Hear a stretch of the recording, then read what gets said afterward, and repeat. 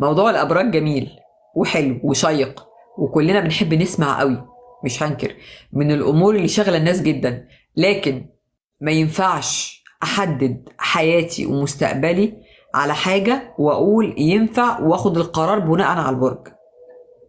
ده مش عقل، مش منطق يا جماعه. في حاجه اسمها اخلاق، في حاجه اسمها طباع، في حاجه اسمها ولاد اصول، في حاجه اسمها درجه وعي او تفكير معينه. وفي الاخر هتيجي الخريطه الفلكيه اللي ممكن يكون، عشان ما اظلمش بني ادم، ممكن يعني انا اعرف مثلا ناس من برج الحمل ملهاش علاقه بصفات برج الحمل. عندها حته تعقل، حته الهدوء، طيبه مهذبه وراقيه، هعرف اتعامل معاها وهتفاهم معاها. عكس ناس تانية الطاقه عندها مسيطره اكتر، مش هعرف اتعامل معاها. فما ينفعش احكم على حد هو سيء او جيد بالكامل من خلال البرج بتاعه فقط. في حاجات تانية بتسيطر علينا، في ضمير، في وازع ديني، في اخلاق، في حاجات كتير قوي، في تربيه. في حد بيميل للطيبه في تصرفاته، وفي حد بيبقى مؤذي بطبعه مهما كان هو برجه ايه. ما ينفعش، ما ينفعش ابدا. ما ينفعش احدد الانسان هبني علاقتي معاه على اساس برج، او اجي اخد استشاره واقول انا هيحصل لي كذا فانا مش هعمل كذا عشان البرج قال كذا، او ان انا اظلم بني ادم او مجموعه من الناس لمجرد ان هم تبع برج معين، او اقول لا ده برج كذا يبقى انا هكرهه عشان انا قابلت من الناس دي كلها وحشين. حتى لو كنت قابلت من اصحاب، يعني كذا شخص من اصحاب برج واحد وكلهم طلعوا مش كويسين، طب افرض انت او انتي البرج اللي بتكرهيه ده خلفتي طفل او طفله من البرج ده، هتكرهيه او هتكرهه؟ هتقطع حته من قلبك او من جسمك عشان هو برج كذا؟ طبعا لا، مش منطق. هتعامل معاه، هعرف انا بيفكر ازاي.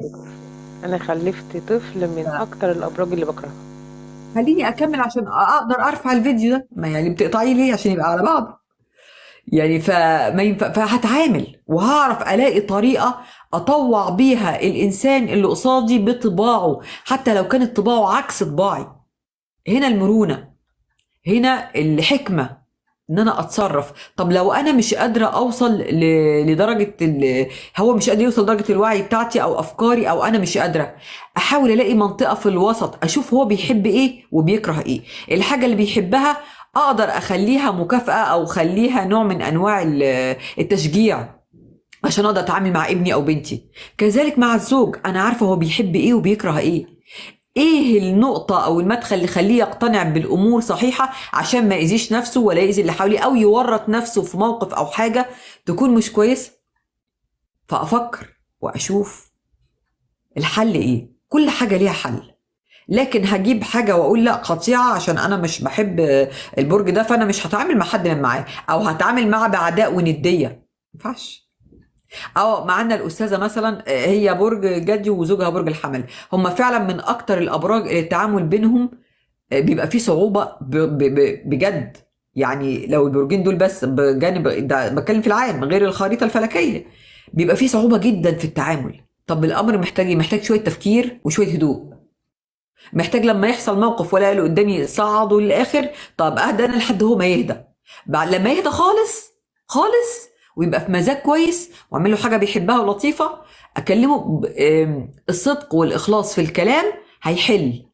الشعور بالمحبه والخوف على اللي قصادي والود، ان انا بكلمك بحب مش نديه، مش ان احنا بنتخانق. اللي انت بتعمله ده يا اما غلط، او يا اما هو هيأذيني، يا اما هو مثلا حرام، يا اما هيأذيك انت شخصيا. نوصل لحل بالراحه. نتدرب ازاي نتحكم في عيوبنا ونقاط ضعفنا عشان نعرف نعيش ونعرف نتعامل واللي حوالينا يعيش بهدوء من غير ما نأذيه.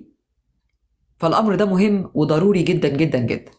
انا بشوف جروبات كتير يا جماعه بيحكموا على الناس وبيتعاملوا وبياخدوا الامر على قلبهم وعلى صدرهم جامد جدا وبنديه وبعدائيه. ما ينفعش. ما ينفعش ان انا اعمم، او ان انا اكره ناس لمجرد ان هم من برج كذا، او ان انا احدد ان انا هتجوز ده او هرفض ده علشان ده برج كذا. ينفع ولا ما ينفعش؟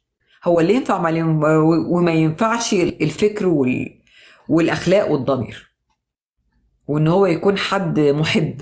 فالمحب دايما او المحبين بيقدروا ان هم يوصلوا لنقطة وسط، بيراعوا بعض، بيراعوا اختلافات بعض، ربنا كان قادر يخلقنا كلنا نسخ واحده من بعض، يخلقنا كلنا ناريين بس او هوائيين بس مثلا يعني، او ترابيين بس، لا. لكن ربنا خلق اختلافاتنا عشان نشجع بعض ونحمس بعض، واللي عنده سعه صدر واحتواء يقدر يحتوي الاقل منه في طريقه التفكير وفي الطباع العصبيه بتاعته في الاستفزاز. الموضوع ده مهم جدا وضروري، ويا ريت نراجع نفسنا. لكن احنا هنتجرد من كل القيم ومن بقيه الثوابت ونعلقها على حاجه واحده، هتبقى مفيش علاقه تستمر، ومفيش علاقه هتتبني على اساس سليم، هتنهار. واقول عشان هو كذا، انا اصلا ما ينفعش اعمم تجربتي على الناس كلها. ميرسي قوي يا اتش كي، ميرسي جدا. فلازم يكون في مرونه ونحل المشاكل بطريقه فيها فطنه وحكمه وذكاء اكتر من كده وصبر. ويسعد صباحكم ويومكم سعيد ان شاء الله باذن الله تعالى. اهلا وسهلا بيكم، شرفتوني ونورتوني، واتمنى اكون ضيفه خفيفه على قلوبكم، واتمنى اكون سبب لاي خير لحد فيكم حتى لو حاجه بسيطه جدا. ميرسي جدا يا اتش كي، ميرسي جدا جدا جدا جدا. وانتي من اهل الخير يا مارلين، او صباح الفل، يوم سعيد ان شاء الله علينا جميعا.